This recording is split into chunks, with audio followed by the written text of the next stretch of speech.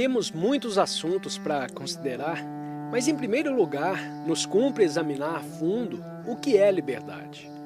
Se não compreender a liberdade, não apenas externamente, mas sobretudo interiormente, se não a compreender profunda e seriamente, não apenas com o intelecto, porém sentindo-a de verdade, o que vamos dizer pouco significará. Já estivemos considerando a natureza da mente. É a mente séria que vive verdadeiramente, que conhece a alegria de viver, e não aquela que anda meramente em busca de entretenimentos, de satisfação e preenchimento próprio. A liberdade requer o repúdio total, a total negação de toda autoridade, interna e psicológica. A geração mais jovem pensa que liberdade é cuspir no rosto do policial, cada um fazer o que quer, mas a rejeição da autoridade externa não significa necessariamente que se está completamente livre de toda autoridade interior psicológica. Quando compreendemos a autoridade interior, a mente e o coração ficam total e inteiramente livres. Estamos então habilitados a compreender a ação externa da liberdade. A liberdade de ação no exterior depende por inteiro de uma mente livre da autoridade interna. Essa questão exige uma grande soma de paciente investigação e reflexão. É uma questão de primacia e importância. Compreendida ela, estaremos aptos a considerar outras coisas da vida e do viver diário com uma mente de todo nova. Conforme o dicionário, a palavra autoridade deriva de autor, aquele que lança uma ideia original, que cria alguma coisa inteiramente nova. Esse homem estabelece um padrão, um sistema baseado em suas ideias. Outros seguem tal sistema, nele encontrando uma certa satisfação. Ou iniciam um novo modo de vida religiosa, que outros seguem cegamente ou intelectualmente. Eis como se estabelecem os padrões ou maneiras de vida e de conduta política e psicológica, externamente e interiormente. A mente, em geral, muito preguiçosa e indolente, acha mais fácil seguir o que um outro disse. O seguidor aceita a autoridade, a fim de alcançar o que promete o seu sistema de filosofia ou de ideias. A esse sistema se apega, dele fica dependente e, dessa maneira, confirma a autoridade. O seguidor, pois, é um ente humano sem originalidade. Assim é a maioria das pessoas. Poderão pensar que têm ideias originais na pintura, na literatura, na música e etc., mas, essencialmente, já que estão condicionados para seguir, imitar, se ajustar, tornaram-se entes humanos de segunda mão, esses entes humanos absurdos. Esse é um dos aspectos da natureza destrutiva da autoridade. Como o ente humano está seguindo alguém psicologicamente, não nos referimos à obediência externa, à observância da lei, mas interiormente, psicologicamente. Você está seguindo alguém? Se está nesse caso, é essencialmente um ente sem originalidade. Pode praticar boas obras, viver de maneira muito útil, mas essa vida pouco significa. Há também a autoridade da tradição. Tradição significa transportar do passado para o presente. Tradição religiosa, tradição familiar, tradição racial. E há a tradição da memória. Vê-se que seguir a tradição em certos níveis tem valor, noutros níveis não tem valor algum. As boas maneiras, a cortesia, a consideração, nascidas do estado de vigilância da mente, podem converter-se gradualmente em tradição. Uma vez fixado o padrão, a mente o repete. Abrir a porta a outra pessoa, ser pontual às refeições e etc. Mas tendo se tornado tradição, esses atos já não procedem do estado de vigilância, de penetrante percepção, de lucidez. A mente que cultivou a memória funciona com base na tradição. Igual a um computador que repete sem cessar as mesmas coisas. Jamais pode perceber uma coisa nova, ouvir uma coisa de maneira totalmente diferente. Nossos cérebros são como gravadores de fitas. Certas memórias vêm sendo cultivadas há séculos e não fazemos outra coisa senão repeti-las. Em meio ao barulho dessa repetição, não podemos escutar nada novo. E assim perguntamos: o que devo fazer? Como posso me libertar do velho mecanismo, da fita velha, do HD, do pendrive? O novo só pode ser ouvido quando a fita velha silencia de todo, sem nenhum esforço de nossa parte. Quando somos sérios e, portanto, temos interesse em descobrir e prestar atenção. Temos, pois, a autoridade de outro, de quem dependemos, a autoridade da tradição e a autoridade da experiência passada, como memória, como conhecimento. E há também a autoridade da experiência presente, que reconhecemos com base nos conhecimentos acumulados no passado. E tal experiência, visto que pode ser reconhecida, não é uma coisa nova. Como pode uma mente, um cérebro que foi tão condicionado pela autoridade, pela imitação, pelo ajustamento, escutar uma coisa inteiramente nova? Como se pode ver a beleza do dia com a mente, o coração e o cérebro obscurecidos pelo passado como autoridade? Se pudermos perceber realmente o fato de que a mente está transportando a carga do passado e foi condicionada pela autoridade sobre várias formas, de que ela não é livre e, sendo, portanto, incapaz de ver totalmente, deixaremos então de lado o passado sem nenhum esforço. A liberdade requer a total cessação de toda autoridade interna. Desse estado mental resulta uma liberdade externa, toda diferente da reação de oposição ou de resistência. O que estamos dizendo é, em verdade, muito simples. E justamente por causa dessa simplicidade, pode escapar a sua apreensão. A mente, o cérebro, está condicionado por causa da autoridade, da imitação e da obediência. Esse é um fato. O homem realmente livre não reconhece nenhuma autoridade interior. Esse homem sabe o que é amar e meditar. Compreendendo-se a liberdade, compreende-se também o que é disciplina. Essa poderá parecer uma asserção contraditória, porque em geral pensamos que liberdade significa estar livre de toda disciplina. Qual a natureza da mente bem disciplinada?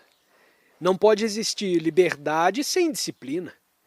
Mas isso não significa que devemos primeiro nos disciplinar para depois termos liberdade. A liberdade e a disciplina se acompanham sempre, não são coisas separadas. Então, assim, o que significa disciplina? Conforme o dicionário, a palavra disciplina significa aprender. E não forçamos a mente a ajustar-se a um certo padrão de ação baseado em alguma ideologia ou crença. A mente capaz de aprender é toda diferente daquela que só é capaz de ajustar-se. A mente que está aprendendo, observando, vendo realmente o que é, não está interpretando o que é, em conformidade com seus desejos, seu condicionamento, seus particulares prazeres. Disciplina não significa reprimir e controlar, e nem tampouco ajustamento a um padrão ou a uma ideologia. Significa que a mente vê o que é e aprende de o que é. A mente é, então, sobremodo esperta e vigilante. Disciplinar-se no sentido comum implica uma entidade que se está disciplinando em conformidade com alguma coisa. Esse é um processo dualista. Digo, entre mim, que preciso me levantar cedo todas as manhãs e deixar de ser preguiçoso, ou não devo me deixar encolerizar, um processo dualista. Aquele que, por meio da vontade, procura determinar o que lhe cumpre fazer em oposição ao que realmente faz. Nesse estado, há conflito. A disciplina imposta pelos pais, pela sociedade, pelas organizações religiosas é ajustamento. Contra esse ajustamento, vem a revolta. O pai quer obrigar o filho a fazer certas coisas e esse se rebela e etc. Tal é a vida baseada na obediência e no ajustamento. E algo o contrário, rejeitar o ajustamento para fazer o que se entende. Vamos tratar, pois, de descobrir qual a natureza da mente que não se ajusta, que não imita, que não segue, que não obedece e, contudo, é altamente disciplinada. Disciplinada no sentido de que está constantemente aprendendo. Disciplina é aprender e não ajustar-se. Ajustamento implica que me comparo com o outro, medindo o que sou ou penso que deveria ser, em comparação com o herói, o santo e etc. Onde há ajustamento, há necessariamente comparação. Veja isso, por favor. Descobre se é capaz de viver sem a comparação, quer dizer, sem o ajustamento. Desde a infância somos condicionados para comparar, seja como seu irmão, seja sua tia-avó, seja igual ao santo, siga Mao Tse-tung. Na educação, comparamos. Nas escolas, damos notas aos alunos e os submetemos a exames. Não sabemos o que significa viver sem comparar e sem competir. E, portanto, não agressivamente, não violentamente. Comparar-se com o outro é uma forma de agressão e uma forma de violência. Violência não é só matar ou espancar alguém. É também espírito comparativo. Preciso ser igual a fulano ou preciso me aperfeiçoar. O aperfeiçoamento próprio é a verdadeira antítese da liberdade e do aprender. Descobre por você mesmo uma maneira de viver sem comparação e verá acontecer uma coisa maravilhosa. Se realmente se tornar vigilante, sem nenhuma escolha, verá o que significa viver sem comparação. E nunca mais pronunciará as palavras "eu serei".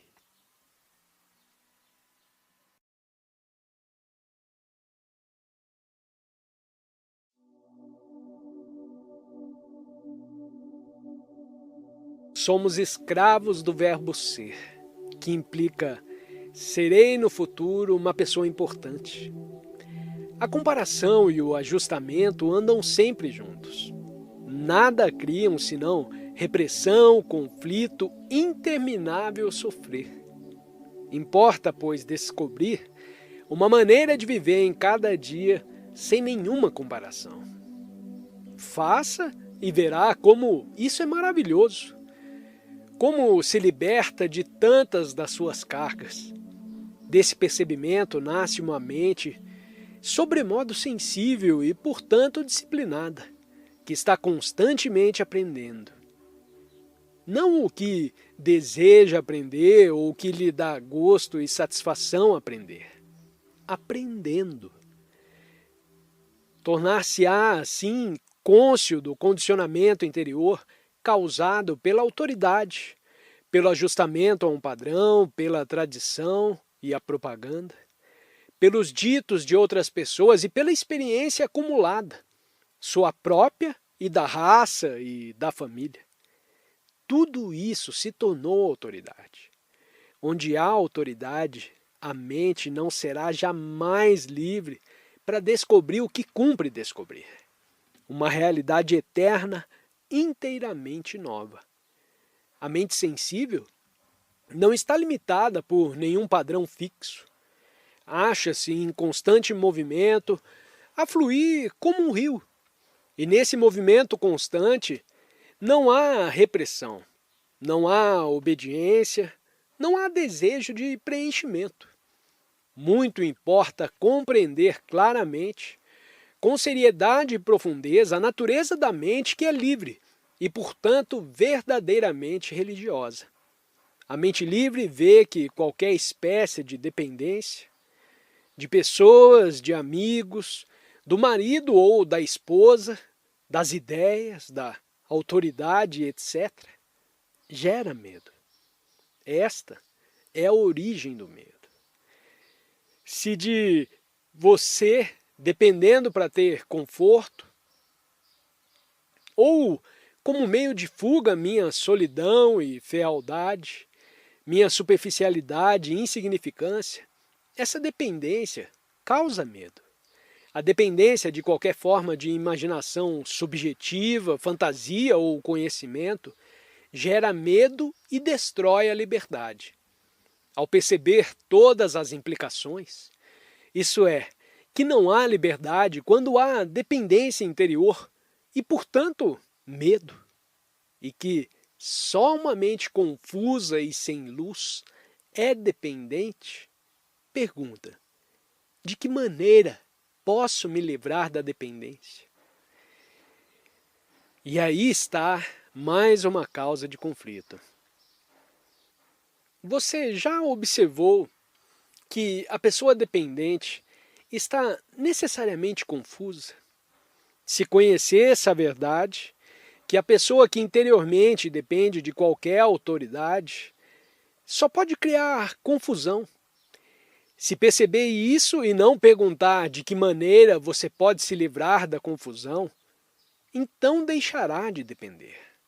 Sua mente se tornará sobremodo sensível e, portanto, capaz de aprender e disciplinar a si própria, sem nenhuma espécie de compulsão ou de ajustamento.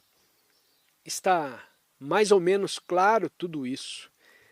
Não verbalmente, porém de fato.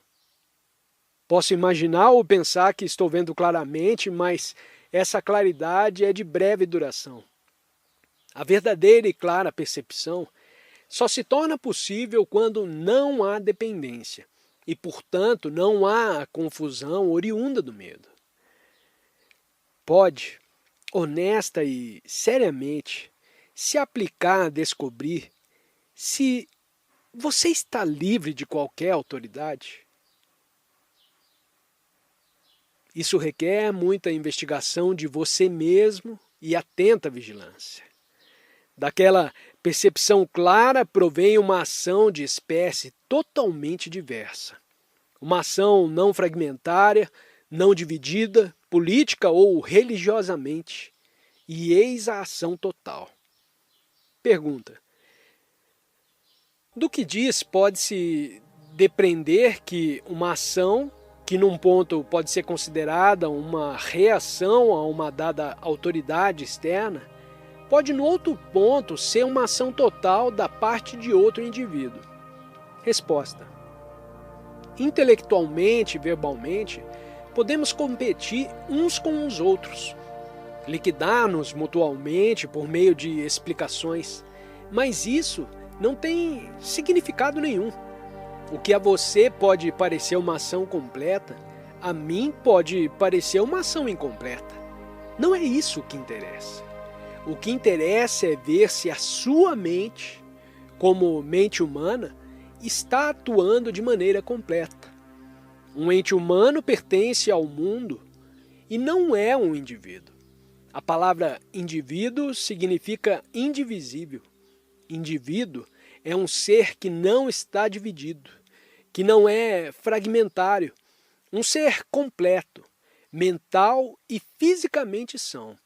E também completo significa sagrado. Pode dizer que é um indivíduo, mas não o é absolutamente. Vive uma vida livre de autoridades, livre de comparação e verá como isso é maravilhoso. Dispondo-se de uma energia tremenda quando não está competindo, não está comparando e não está reprimindo. É então uma entidade viva, sã, completa e, portanto, sagrada. Pergunta: o que está dizendo não me é bem claro. O que devo fazer? Resposta: ou o que estou dizendo não está bem claro, ou não compreende bem o inglês, ou ainda não está dando atenção continuada. É muito difícil sustentar a atenção durante 1 hora e 10 minutos. Há momentos em que não se presta toda a atenção e então diz: não entendo bem o que está dizendo. Verifique se está prestando constante atenção, escutando, observando, ou se anda devagar a vagabundear. Qual é o caso? Pergunta: crê que é possível aprender continuamente? Resposta: fazendo a você mesmo essa pergunta, já torna a coisa difícil. Como uma pergunta dessa natureza está impedindo a você mesmo de aprender. Percebe? Não me interessa saber se posso aprender continuamente. O que me interessa é isso. Estou aprendendo? Se estou aprendendo, não importa ver se isso está ocorrendo constantemente. Não faço disso um problema. Tal pergunta não tem cabimento quando estou aprendendo. Pode-se aprender de qualquer coisa? Resposta: desde que se esteja cônscio de estar aprendendo. Isso é muito complexo. Vamos examinar isso um pouco? Posso aprender continuamente? Qual é aqui o fator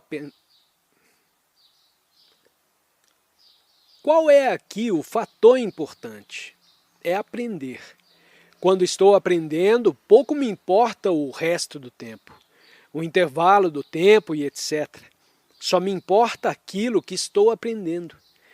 É natural a mente dispersar-se, cansar-se, tornar-se desatenta. Quando desatenta, a mente se ocupa de coisas das mais absurdas. O importante, portanto, não é como tornar a mente desatenta. O importante, portanto, não é como tornar atenta a mente desatenta. O importante é que a mente se torne cônscia de estar desatenta. Estou atento, observando as coisas, o movimento das árvores, o correr das águas, e observando a mim mesmo sem nada corrigir, sem dizer que isto deveria ser ou não deveria ser, observando simplesmente. Quando a mente que está observando se cansa, fica desatenta e de súbito torna-se cônscia desse estado e tenta obrigar a si própria a prestar atenção, surge o conflito entre a atenção e a desatenção. E eu te digo, não faça isso, porém fique cônscio de estar desatento. Só isso. Pergunta: pode nos explicar como estar cônscio de estar desatento? Resposta: estou aprendendo a respeito de mim mesmo, não de acordo com um tal psicólogo ou especialista. Estou a me observar e vejo em mim mesmo uma certa coisa. Não a condeno, não a julgo, não a ponho de lado. Observo-a apenas. Vejo que sou uma pessoa orgulhosa, isso apenas por exemplo. E não digo, que coisa feia o orgulho, preciso afastá-lo. Observo apenas. Observando, estou aprendendo. Observar o orgulho significa aprender o que nele está latente, como se originou ele. Não posso observá-lo durante mais de 5 ou 6 minutos, e isso já é muito. Em seguida me torno desatento. Como eu estava atento e sei o que é desatenção, luto para converter a desatenção em atenção. Não faça tal coisa. Porém, observe a desatenção. Torne-se cônscio de estar desatento. Só isso e nada mais. Pare aí. Não diga, devo passar o meu tempo atento, mas apenas note quando está desatento. Estender-nos mais a esse respeito se tornaria muito complicado. Há na mente a capacidade de estar continuamente atenta e vigilante. Vigilante mesmo quando não há nada para aprender. Essa capacidade a mente a possui quando está sobremodo quieta e silenciosa. Que tem para aprender a mente que está em silêncio, cheia de claridade? Pergunta: a comunicação por meio de palavras, de ideias, não pode tornar-se um hábito, uma tradição? Resposta: só pode tornar-se hábito ou tradição quando as palavras se tornam importantes. A necessidade de comunicação verbal, que é ver em comum, a coisa que se está observando, por exemplo, o medo. Isso significa estarmos, vocês e este que lhes fala, observando, cooperando, compartilhando no mesmo nível, ao mesmo tempo, com a mesma intensidade. Nasce daí uma comunhão verbal que não é hábito. Pergunta: como pode um indivíduo total, completo, mentalmente são, um indivíduo não fragmentado, porém indivisível, amar a outro? Como pode um ser humano completo amar um ser humano fragmentado? E mais, como pode um indivíduo completo amar outro indivíduo completo? Resposta: não pode ser completo se não sabe o que é o amor. Se é completo, no sentido em que estamos empregando a palavra, não há então a questão de amar ao outro. Já observou uma flor na margem do caminho? Ela existe, vive, banhada de sol, exposta ao vento, na beleza da luz e da cor, e não te diz: ei, venha me cheirar, venha se deleitar comigo, olhe-me. Ela vive, e seu próprio viver é amor.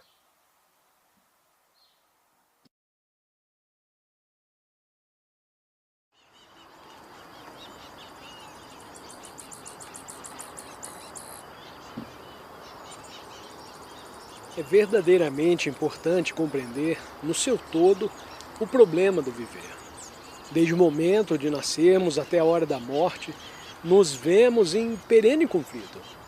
Há uma luta incessante, não só dentro de nós mesmos, mas exteriormente em todas as nossas relações.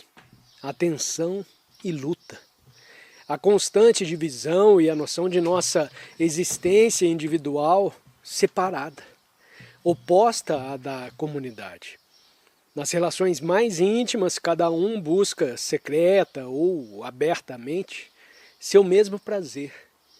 Cada um visa seus próprios alvos, seu preenchimento, criando de sorte frustrações para si próprio. O que chamamos viver é um estado de confusão. No meio dessa confusão, queremos ser criadores. Um indivíduo dotado de talento escreve um livro, um poema, pinta um quadro, etc. Tudo, porém, dentro do mesmo padrão de luta, angústia e desespero. E isso é o que considera um viver criador. No viajar para a lua, no viver no fundo do mar, no fazer guerras, em tudo se mostra essa constante e encarniçada luta do homem contra o homem. Eis a nossa vida. Penso que devemos considerar essa questão com muita seriedade e profundeza. E, se possível, descobrir o estado mental em que se está inteiramente livre de luta. Tanto no nível consciente como nas camadas subconscientes.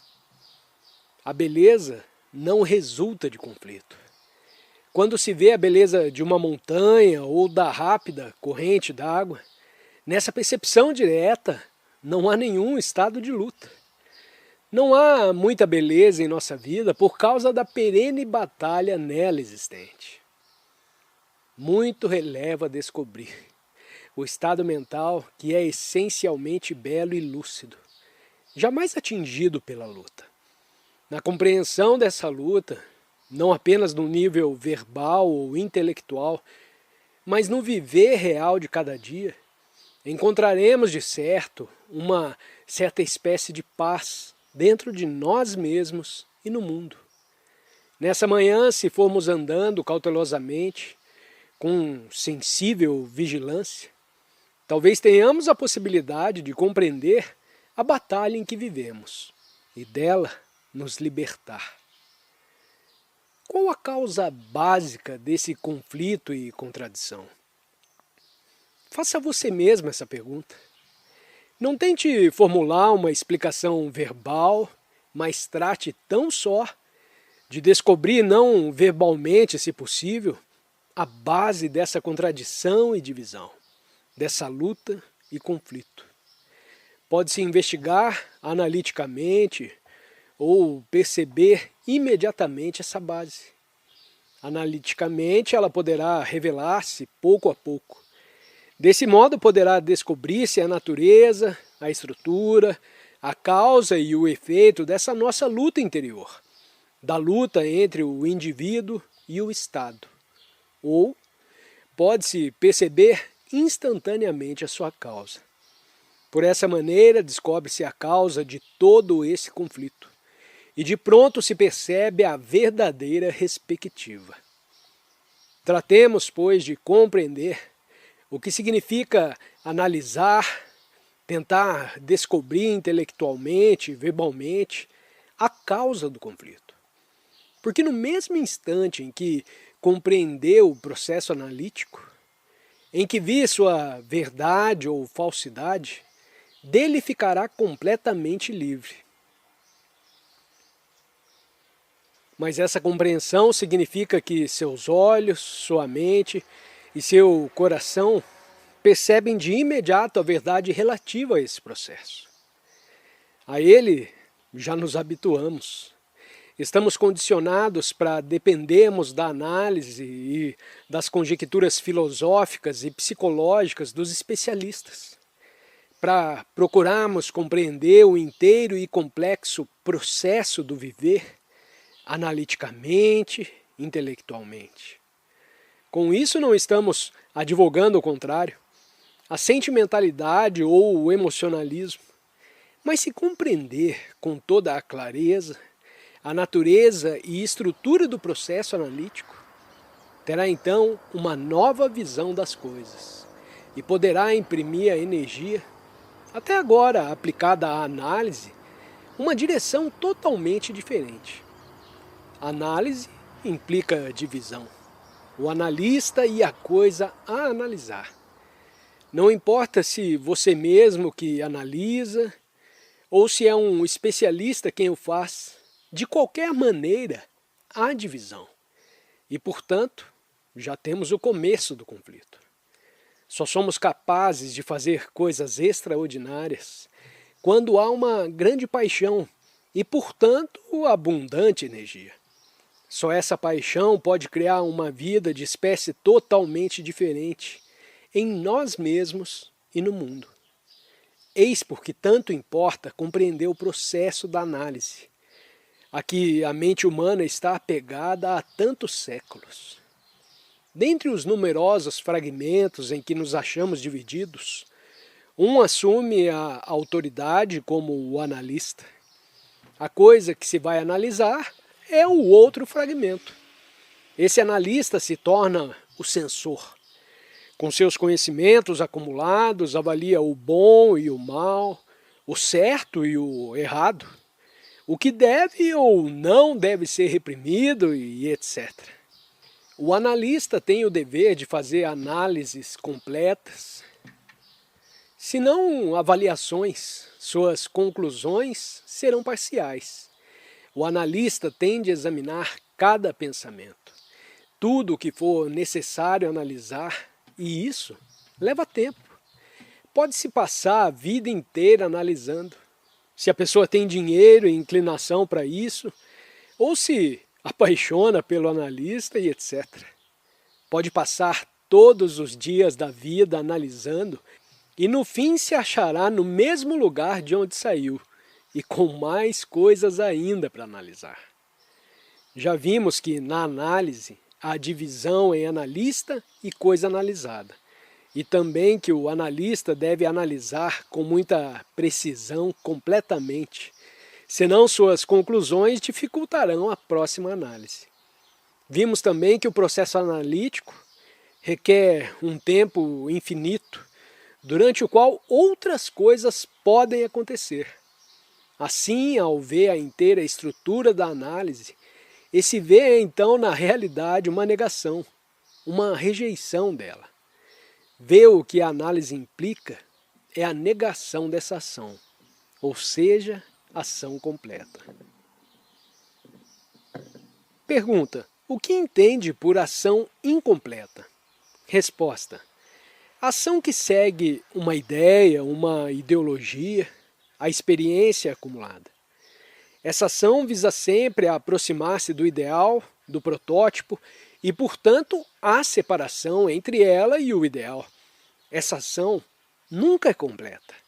Jamais é completa a análise. A negação dessa ação incompleta é a ação total. Ao perceber a futilidade, a inanidade da análise e todos os problemas a ela inerentes, a mente nunca mais se interessará nela. Nunca mais quererá compreender a verdadeira análise. A mente que compreendeu o processo da análise tornou-se de veras penetrante, viva, sensível, já que rejeitou essa coisa que considerávamos como o único meio e modo de compreensão. Se vir claramente por você mesmo, e não forçado ou compelido pelos argumentos e raciocínios de outro, a falsidade ou a verdade em referência à análise, sua mente se tornará então livre dela e terá a energia necessária para olhar e investigar em outra direção. E o que é essa outra direção? É a percepção imediata, ou seja, a ação total. Como já vimos, há separação entre o analista e a coisa a analisar, entre o observador e a coisa observada. E esta é a causa básica do conflito. Quando observamos, sempre o fazemos com base num centro, em nosso fundo de experiência e o conhecimento. O eu, como católico, comunista ou especialista, está observando.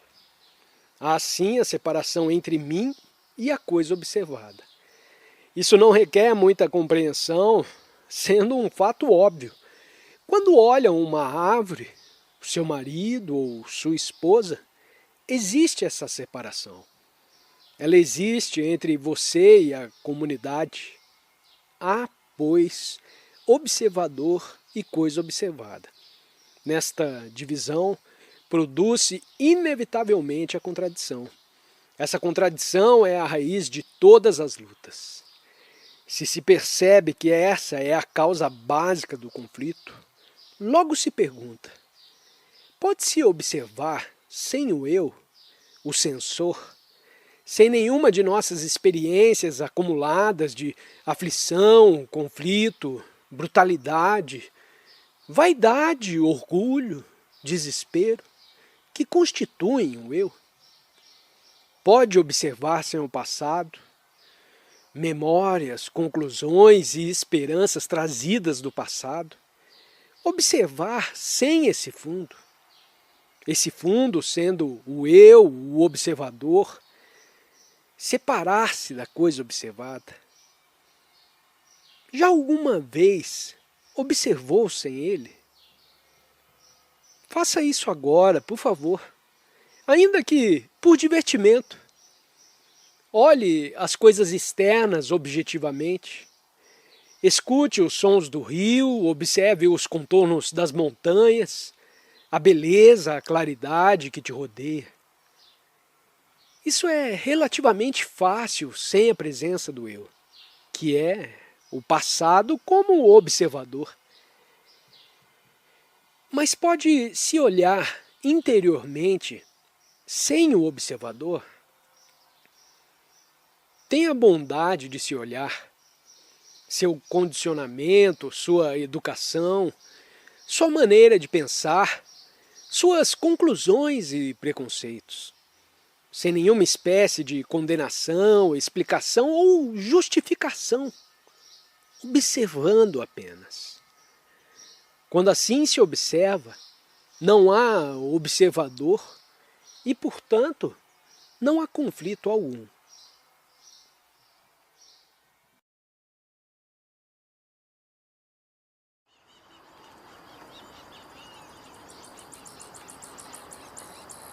Essa maneira de vida difere totalmente da outra. Não é o oposto da outra, nem uma reação a ela. É diferente.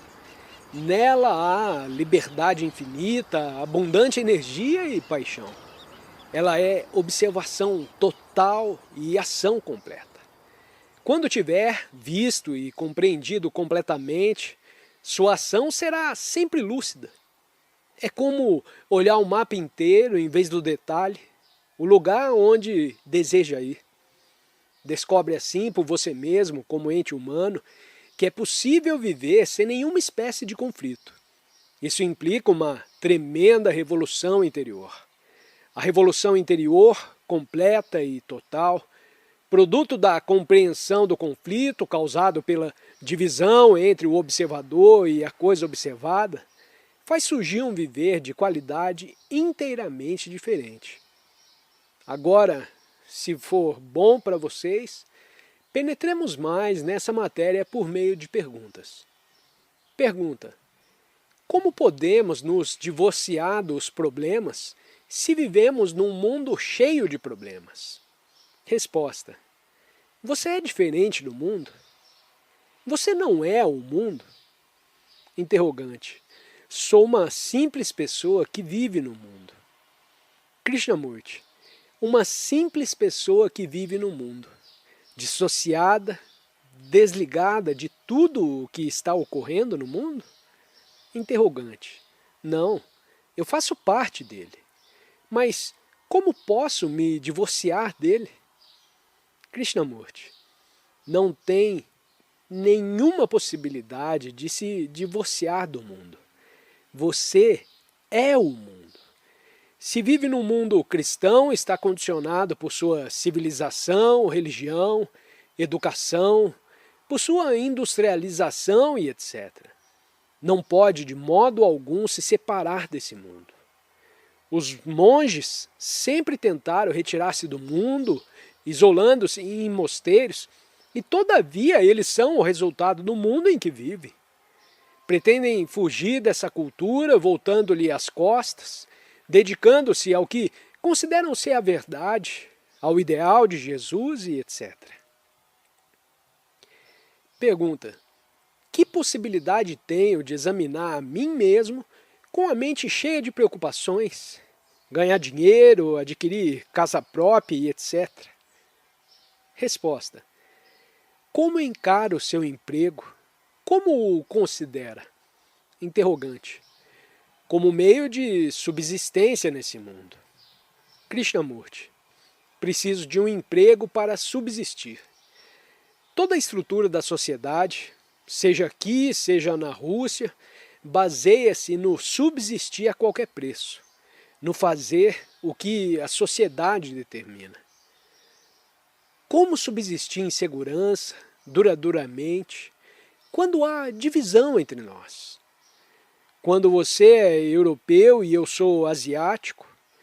Quando há separação, cada um de nós competindo para ter segurança, para subsistir, portanto, a batalharmos uns contra os outros, individual ou coletivamente? Como é possível a subsistência? A subsistência temporária.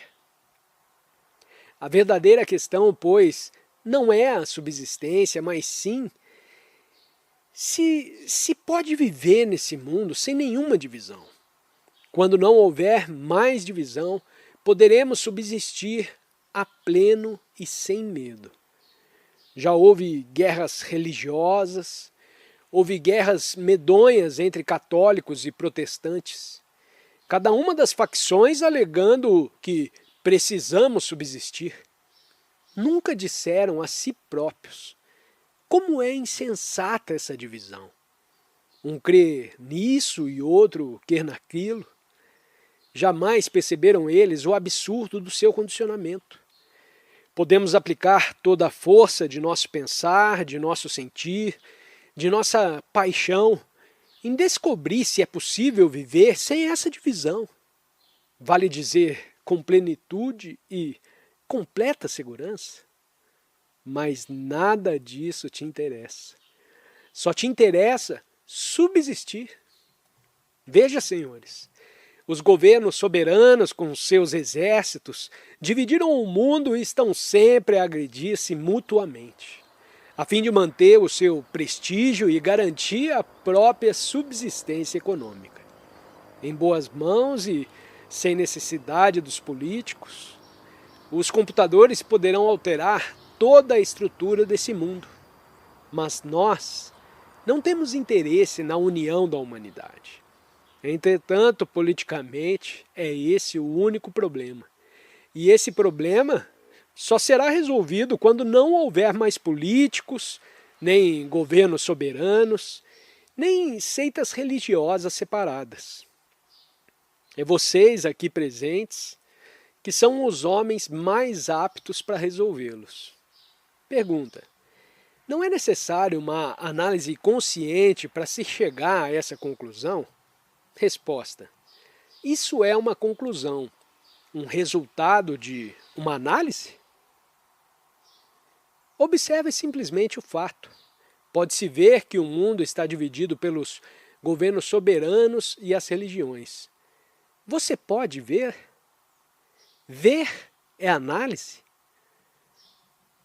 Pergunta: não acha que, para alterarmos esse estado de coisas, necessitamos também de uma revolução externa?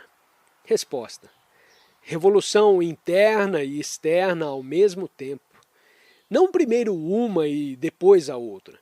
As duas devem ser simultâneas.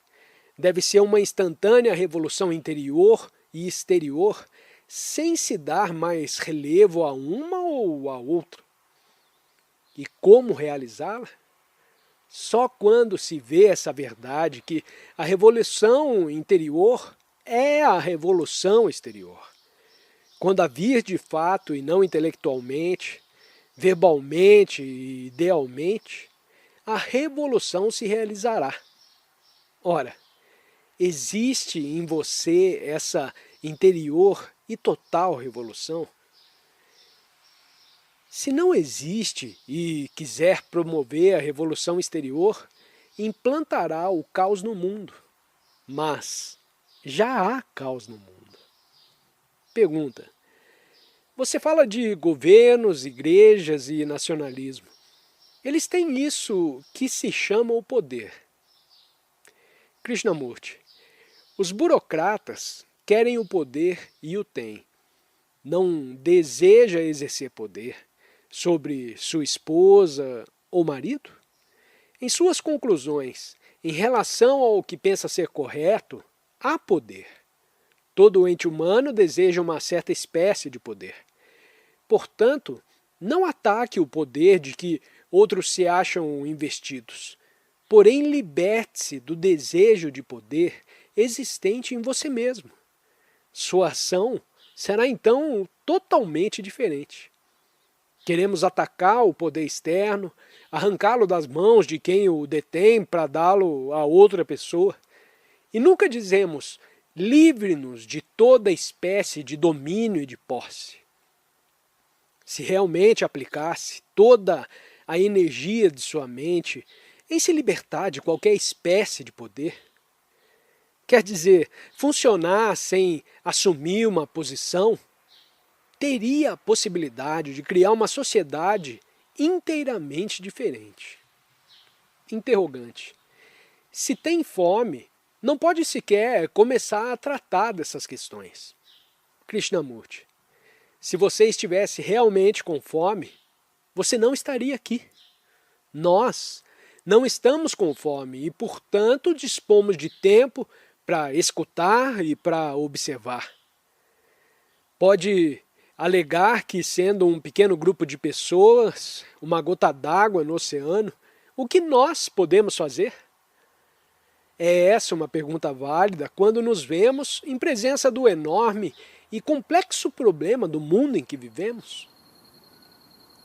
Como ente humano, como simples indivíduo, o que eu posso fazer? Se estivesse totalmente enfrentando o problema, você faria tal pergunta? Estaria agora mesmo trabalhando. Compreende, Senhor? Ao dizer, o que posso eu fazer? Essa pergunta já denota desespero. Pergunta. Muita gente está a morrer de fome e precisa fazer imediatamente o necessário para sobreviver, que pode significar para eles o que se está dizendo aqui. Krishnamurti. Nada. Quando estou com fome, eu quero comida. E o que se está dizendo aqui tem para mim muito pouco significado. Assim, o que você quer perguntar? Interrogante. Nós somos uma minoria, um grupo insignificante.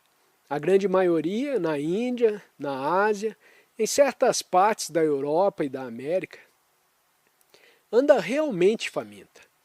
Que influência pode ter em toda essa gente o que se está dizendo aqui? Krishnamurti. Isso depende de você, do que fizer, mesmo como uma minoria insignificante. Uma enorme revolução ocorrerá no mundo quando uma minoria de pessoas se tiverem transformado interiormente. Preocupado com as aflições do mundo, a pobreza, a degradação, a fome, você pergunta, o que eu posso fazer? O que se pode fazer é ou aderir impensadamente a uma dada revolução externa, tentando despedaçar a atual estrutura social para criar outra de uma nova espécie, com a que voltarão as mesmas aflições de antes. Ou considerar a possibilidade de uma revolução total, não parcial ou meramente física, na qual a psique possa atuar numa relação inteiramente diferente com a sociedade. Interrogante. Fala como se a revolução interior se verificasse instantaneamente. É realmente assim que ela ocorre? Resposta. A revolução interior depende do tempo, de uma gradual mudança interna. Eis uma questão muito complexa. Nós estamos condicionados para aceitar a ideia de que a mudança ocorrerá em virtude de uma interna e gradual revolução.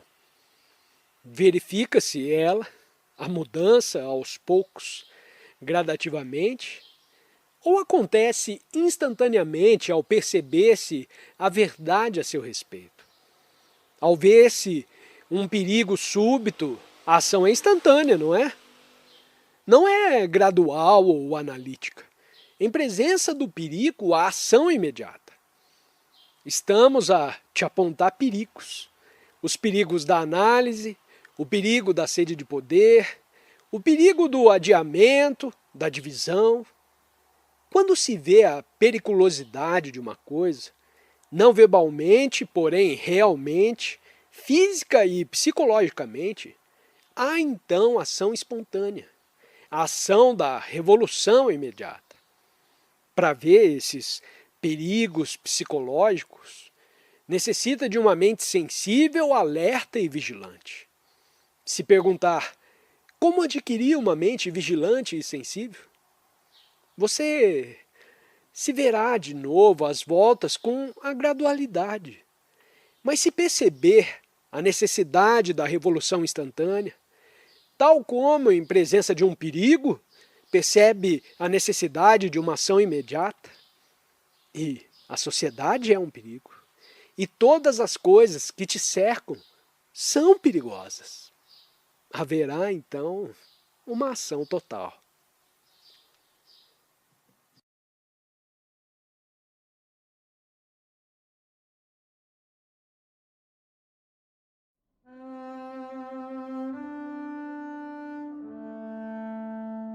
Em presença de nossos numerosos problemas, temos a propensão de resolvê-los, cada um por si.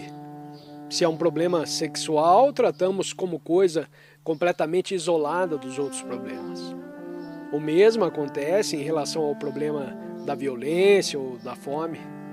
Problemas que procuramos resolver no campo político, econômico ou social. Não sei por que queremos resolver cada problema separadamente. O mundo está sob o império da violência. Os poderes existentes procuram resolver cada problema como se estivesse separado do resto da vida. Não consideramos os problemas como um todo, cada problema em relação com outros problemas. A violência, como podemos observá-la em nós mesmos, faz parte de nossa herança animal. Uma boa parte de cada um de nós é animal. E se não compreendemos nossa estrutura de entes humanos totais e apenas tratarmos de acabar com a violência separadamente, daí resultará mais violência ainda. Penso que isso precisa ser compreendido claramente por cada um de nós. Há milhares de problemas, aparentemente separados, e nunca vemos que eles estão relacionados entre si, e que nenhum deles pode ser resolvido isoladamente. Temos de considerar a vida como um contínuo movimento de problemas e de crises, graves e insignificantes. Penetremos com muito cuidado nessa matéria, porque se não for compreendida claramente, quando estivermos considerando as questões do medo, do amor, da morte, da meditação e da realidade, não compreenderemos como essas coisas podem estar relacionadas entre si. Porque a beleza da vida, o êxtase, a imensidade, não estão separados de nossos problemas diários.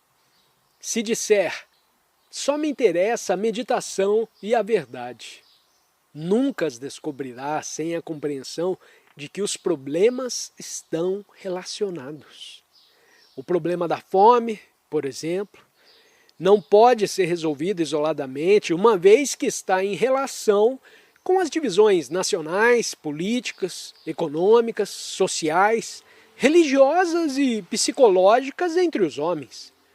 E temos o problema das relações pessoais, o problema do sofrimento, não apenas físico, mas também psicológico. Os problemas atinentes às aflições que não só nos atingem individualmente, mas ao mundo inteiro. Toda angústia e confusão existentes no mundo. Se tentamos achar uma solução para cada problema em particular, o que fazemos é criar mais divisão e mais conflito. Se são entes verdadeiramente sérios e amadurecidos, já deve ter perguntado a você mesmo por que razão a mente tenta resolver cada problema como se ele não estivesse em relação com outros problemas. Por que razão faz a mente humana essa divisão em eu e meu, nós e eles, religião e política e etc. Por que essa constante divisão e tanto esforço para resolver cada problema por si, isoladamente?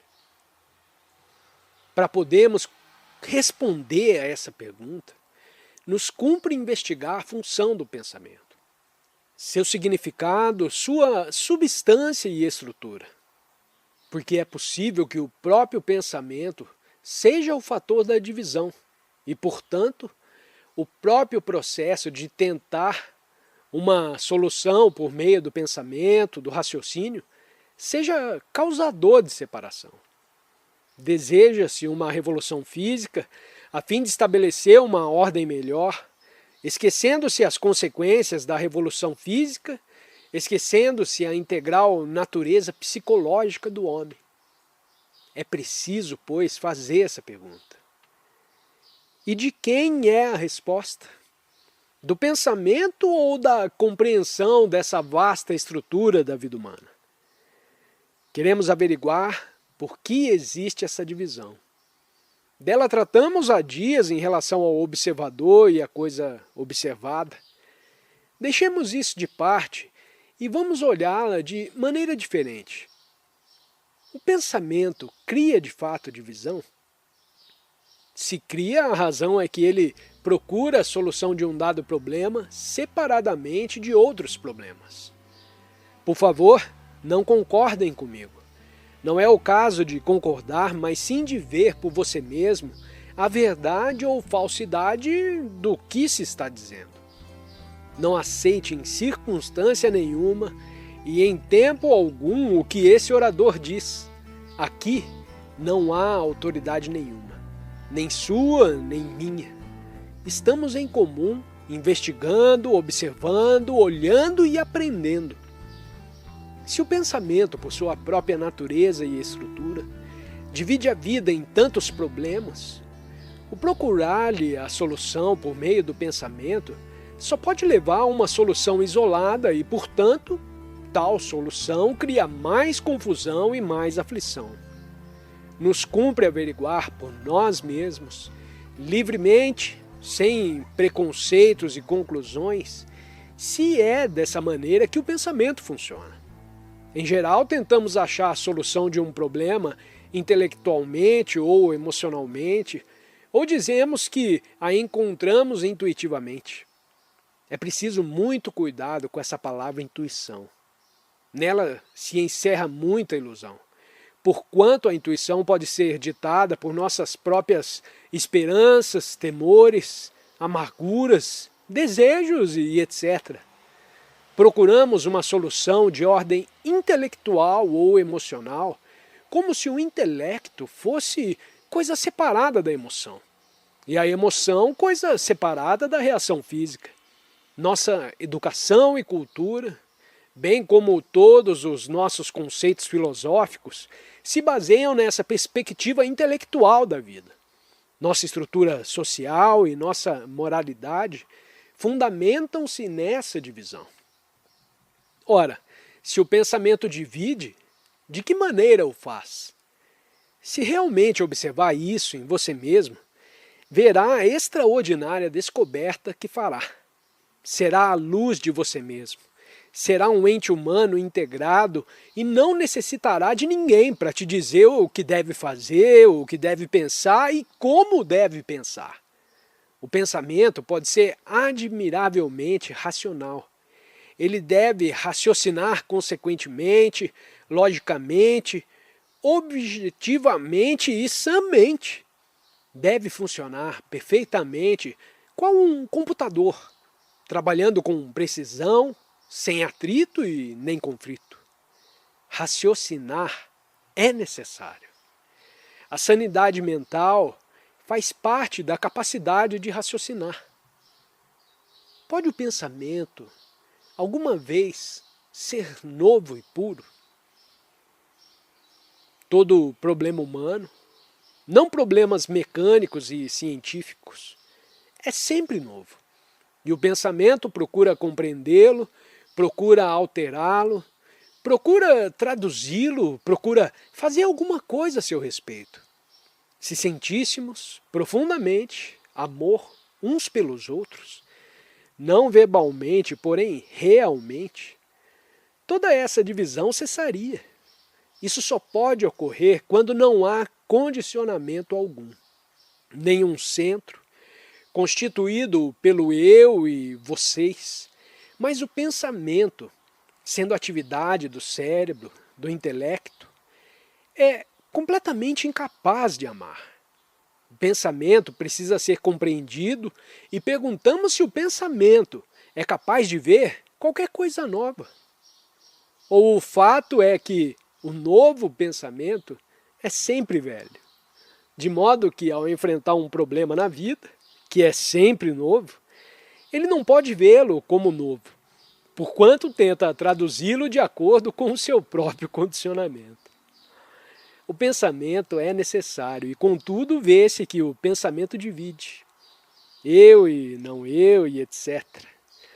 Tenta resolver o problema da violência isoladamente, não relacionando com todos os outros problemas da existência.